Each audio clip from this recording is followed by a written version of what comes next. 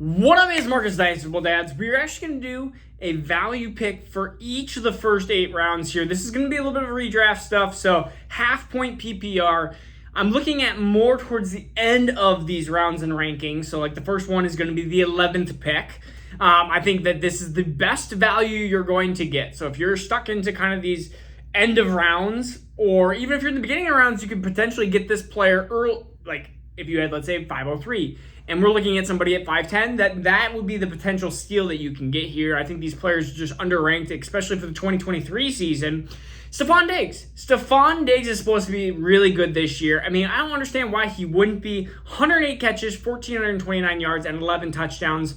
I see other players in his realm. When we have Garrett Wilson that's creeping all the way up there. When we have a couple other wide receivers, even Chris Olave is being, Amon-Ra St. Brown. Those are all really good wide receivers. But you expect them to do what Diggs did last year. 108 for 1,429 and 11. They all don't have the quarterback that Mr. Diggs has in Josh Allen. So I don't understand why Diggs is not in the realms closer to Ja'Marr Chase and Justin Jefferson and Cooper Kupp and Tyreek Hill. Like, when you have the number 5 wide receiver, I don't understand why that's not Stefon Diggs. Like, he is that good. I've even seen CeeDee Lamb drafted ahead of him, and I like CeeDee Lamb. I think he's the alpha on his team, but if you look at CeeDee Lamb's production versus Stefon Diggs, you're hoping CeeDee Lamb does the 14, 29, and 11, and Diggs, it's almost like he wakes up and does that, and he still complains that he's not producing enough. The next pick, 212, and he's just a 24th player ranked up the boards. It is Mark Andrews.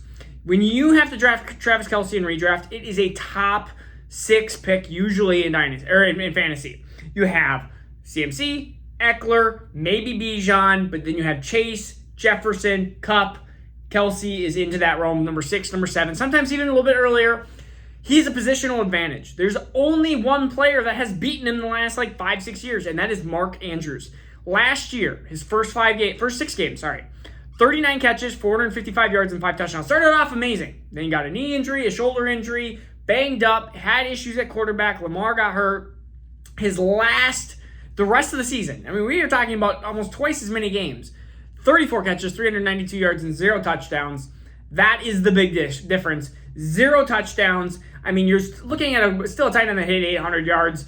You need the better games out of Mark Andrews. You need more of the tight end one finish he had 2 years ago. I still think Mark Andrews is a steal here at 212, a positional advantage that you can get in the second round. And I mean, honestly, he was taken early second last year. I don't see much of a difference of why he should be taken later than what he was last year. The last pick in the 3rd round, and he's moved up. He's moving up. And I've seen him go in the 4th round, the 5th round, but let's talk about the 3rd round steal. It's Jahmyr Gibbs. When you have a 1st round talent in Bijan Robinson and he's being drafted as a generational talent, I get it. He's amazing. He's being drafted in the 1st round, middle of the 1st round, sometimes maybe a little bit towards the later end of the 1st round. Jahmyr Gibbs is still extremely talented, especially in the passing games. Think Alvin Kamara. When Alvin Kamara was a rookie, he bursted onto the scene. I could see that with Jahmyr Gibbs here in the 3rd round. I could see him easily being a top 10 running back, a RB1, and you're getting him in the end of the 3rd round. Honestly, sometimes I've seen him go into the 4th round. I even saw him peak at 502, or saw him go as low as 502 at one draft. Absolute steals. You got to take Jahmyr Gibbs here because this draft has, again, 2 absolutely studs at running backs. Is Bijan and is Jahmyr Gibbs, and you know that in Dynasty. If you watch any of my content, you know that in Dynasty.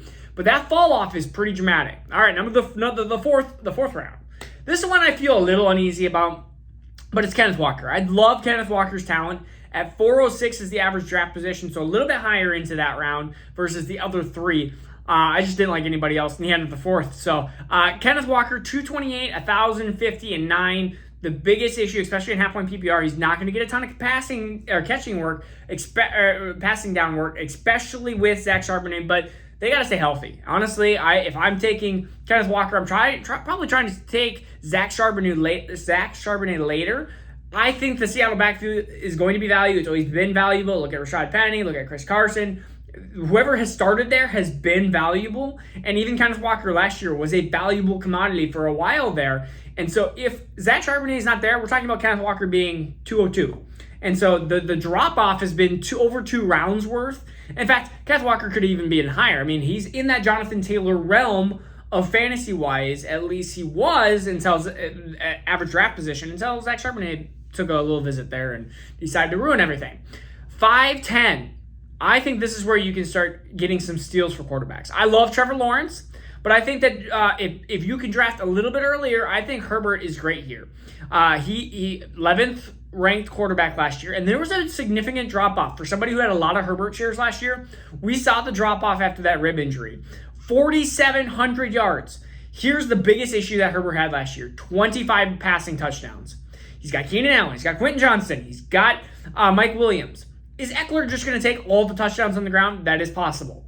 But for a guy who's had 39 touchdowns the last 2 years, Austin Eckler is amazing and just does keep taking all those touchdowns. He still gets some in the receiving game. I think Herbert is due for a 30-plus touchdown performance, and I can see 5,000 yards and 32 touchdowns. You're talking about a quarterback that is much higher and a steal here in the 5th round. 6th round, 606, right in the middle. One of my favorite buys, even in Dynasty, Deontay Johnson. 147 targets. Yes, it's a lot of targets. It is a lot of targets. How many touchdowns do you think he had? 0. 0 touchdowns. 86 catches, 882 yards, and 0 touchdowns. That's got to be a touchdown regression. It can't be a regression because guess what? You can't go below than 0. So I think just here, you're going to have a wide receiver that's going to be close to 1,000 yards, going to be close to 5-6 touchdowns. I think being drafted in the 6th round is a little bit low for him. I know that George Pickens makes all the highlight reels, which is cool and all, but they only count for so much in fantasy. I think Deontay Johnson's the better fantasy play. Number 801. So this is going for the 7th round just because I didn't like anybody much in the 7th round. And I was like, 801, JSN on the board? Why is JSN not being taken earlier? JSN is extremely talented. And I know that we see Justin Jefferson, we see Jamar Chase, we see all these rookie wide receivers come bursting onto the scene, and even Garrett Wilson and Chris Olave, which is where I see more JSN's production.